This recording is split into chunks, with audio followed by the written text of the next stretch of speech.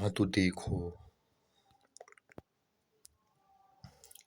जैसे कि ये एम फेस होता है और ये बाकी वाला इंटरफेस।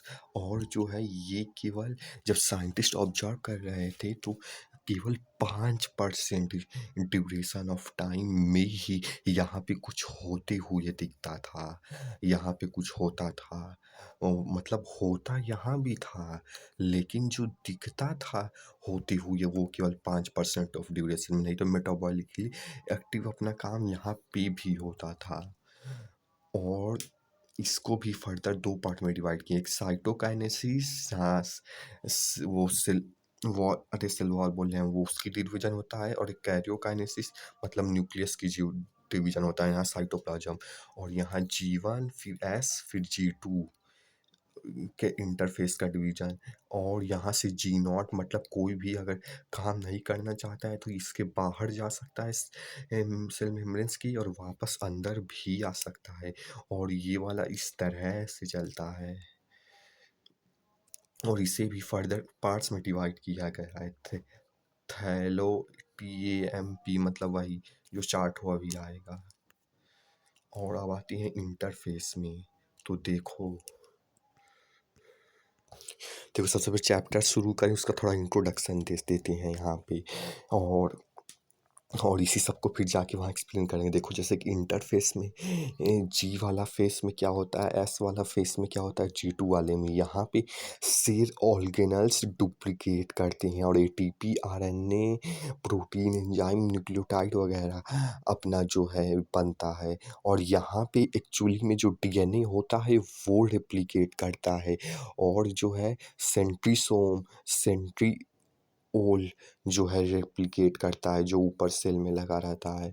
और यहाँ पे जो है और RNA और प्रोटीन वगैरह और स्पेशल टाइप का प्रोटीन टूलियन करके कुछ बनता है। और यहाँ पे माइटोकॉन्ड्रिया क्लोरोप्लास्ट ऑर्गेनल्स भी डिप्लीकेट करते हैं। और देखो फिर इसको ये एस में होने वाला चीज़ फिर एम फेस में इस वाले एस वाले में आता है शायद से। और यहाँ पे फिर कैरियोकाइनेसिस जहाँ न्यूक्लियस का डिवीजन होता है, कैरियो न्यूक्लियस काइनेसिस डिवीजन है, यहाँ साइटो सेल मेम्ब्रेन्स और यहाँ काइनेसिस डिवीजन। तो और मिटोसिस और मियोसिस कैरियोकाइनेसिस जहाँ न्यूक्लियस मतलब कि डिवाइड होता है। और यहाँ पे देखो प्रो मेटा एना टेलोफेस। और देखो इसको इस तरीके से PMAT को याद रख सकते हो, पापा मम्मी और ताऊ जी। इससे पहला वाला वर्ड याद रहेगा तो फिर बन जाएगा। और देखो इस तरीके से भी याद रख सकते हो, प्रो मतलब जैसे गेम में प्रो वगैरह हुआ करते हैं वो प्रो हो जाएगा। और मेटा मतलब जो मेटा 3D ग्लासेस आती हैं वो हो जाएगा। और एना मतलब एना बेला हो जाएगा। और टेलो मतलब हो जाएगा।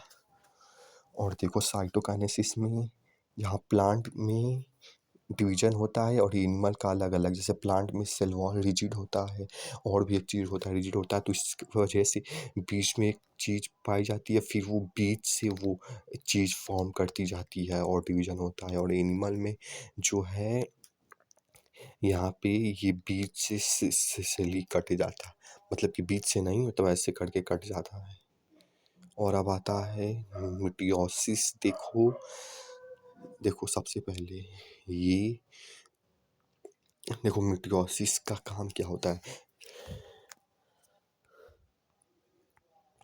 देखो मिटोसिस जो है हीलिंग वगैरह, रीजनरेशन वगैरह, रिपेयर वगैरह में काम आता है। मिटोसिस मेन तो यही होता है, हीलिंग बॉडी का रीजनरेशन में सेल डिवाइड करके ऐसे करता है। और ये इक्वेशनल डिवीजन होता है, यानी कि इसमें क्रोमोसोम नंबर जो है कितने हाफ की उतने ही रहते हैं। और यहाँ एक सेक्सुअल रिप्रोडक्शन प्लांट में पाया जाता है, वेजिटेटिव प्रोपागेशन। और यहाँ पे जाइगोट जो है एम्ब्रियो बनाता है, जो कि पूरी एक मल्टी सेल ऑर्गेनिज्म बनाता है। और रिस्टो न्यूक्लियोप्लाज्मिक रेशियो, यानी कि जैसे कि सेल, जैसे कि हाथ का सेल, अभी उसको बाद में बताएंगे। और यहाँ पे देखो क्रिसेंट स्टेज में सेल डिवीज़न इनएक्टिव हो जाता है, यहाँ पे आराम करने लगता है, इसको सेल डिवीज़न करने का मन नहीं होता है। लेकिन मेटाबॉलिज़्मिकली एक्टिव होता है यहाँ पे भी, जैसे कि हो गए कार्डियक सेल और न्यूरॉन, ये तो परमानेंट एक्सिस्ट है, मतलब कि ये परमानेंटली यहाँ पे सेल डिवीज़न इनएक्टिव होता है। लेकिन प्राइमरी परमानेंट टिश्यू जो कि प्लांट में होता है, वहाँ जब चाहे तब सेल डिवीज़न करेगा, और नहीं तो फिर रेस्ट करेगा, नहीं करेगा तो उसको टेम्परेरी एग्जिस्ट बोलते हैं। और एनिमल्स जो है, छोड़ो इसको बाद में एक्सप्लेन करेंगे। और देखो जीवन में 2n and 4c होता है, यानी कि ये न्यूक्लियस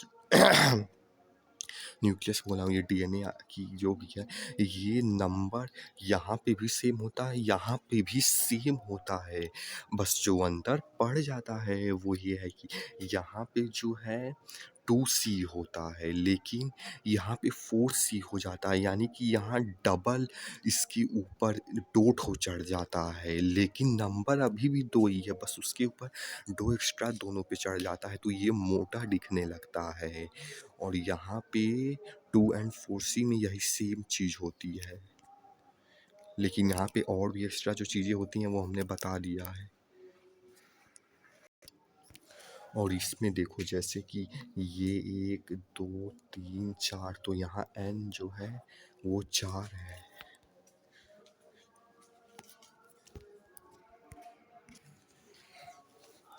और यहाँ पे 2n है।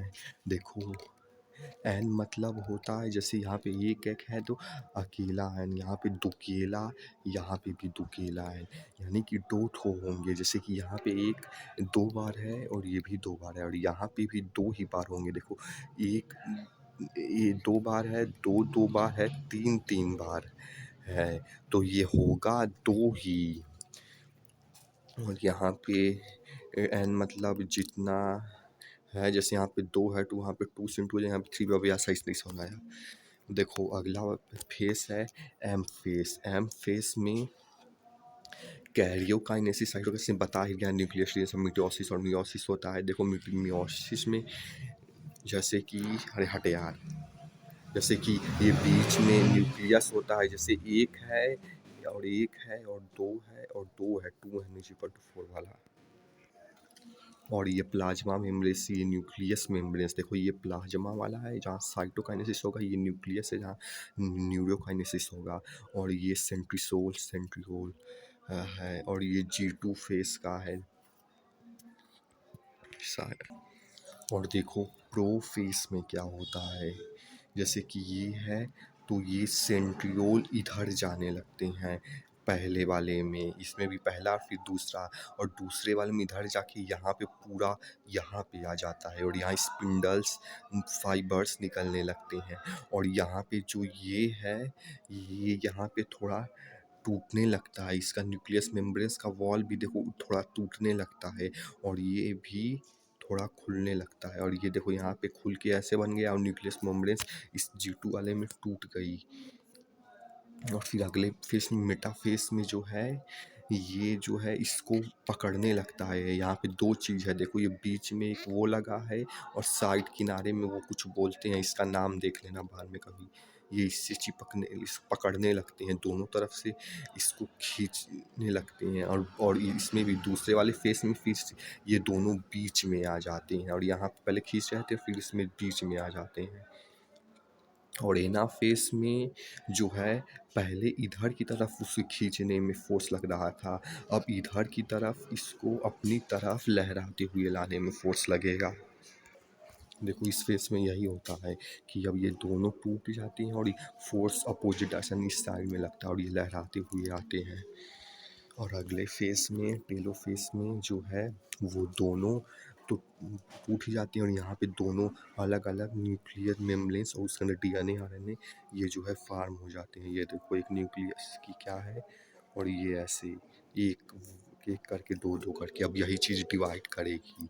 तो प्लांट में ऐसे डिवाइड करती है कि ये बीच में कोई प्रोटीन प्रोटीन नहीं कुछ होता है, 2 ठो चीज़ होती है, जो कि सबसे पहले तो ये चीज़ ये वाली जो सेल वॉल के बाहर होती है वो बनाती है, और फिर जो है सेल वॉल का फॉर्मेशन करती है बीच में, और फिर जो है ये प्लाज्मा मेम्ब्रेन्स का जैसे ग्रीन वाला देख रहे हैं फॉर्मेशन करती है और करती जाती है, और ऐसे ही इधर से सेल डिवाइड हो जाएगा, और ये बीच में खाली जगह, मतलब खाली जगह नहीं, क्योंकि सेल वॉल हार्ड होता है तो इसको उस तरीके से डिवाइड करना आसान नहीं हो, मतलब नहीं हो सकता, इसीलिए इस तरीके से किया जाता है।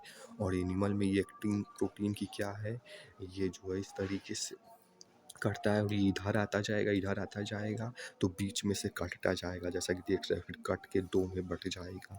इस तरीके से साइटो यानी कि सेल मेम्ब्रेन्स की डिवीजन होती है। और देखो कब कैसा भी प्रोसेस होता है जिसमें कैरियोकाइनेसिस तो होती है, कैरियोकाइनेसिस होती है, लेकिन साइटोकाइनेसिस नहीं होती है। तो ऐसे प्रोसेस में मल्टी न्यूक्लिएट कंडीशन डेवलप हो, देखो कैरियोकाइनेसिस होगी, एक दो में डिवाइड करेगा, दो चार में, और दो चार, और फिर चार आठ में, लेकिन क्योंकि यहाँ सेल मेम्ब्रेन्स डिवाइड नहीं हो रही इसीलिए सेल नंबर नहीं बढ़ेगा। और म्यूटोसिस का देखो ये सब बता ही दिए हैं, और क्विसेंट एजेंट भी बता ही दिए हैं, और फिर मिटोसिस में प्लांट में देखो डिप्लॉइड एंड हैप्लॉइड सेल का होता है, और इसमें जो है डिप्लॉइड सेट सोमैटिक सेट यानी रिप्रोडक्टिव की कौन सा सेल ये होता है, और अनडिफरेंशिएटेड सेल 2n। और ये हैप्लॉइड सेल में, जैसे यहाँ पे हैप्लॉइड में भी होता है, यहाँ पे हैप्लॉइड सेल में नहीं होता है, एक्सेस पार्थ्योजेनेसिस इन हनी बी।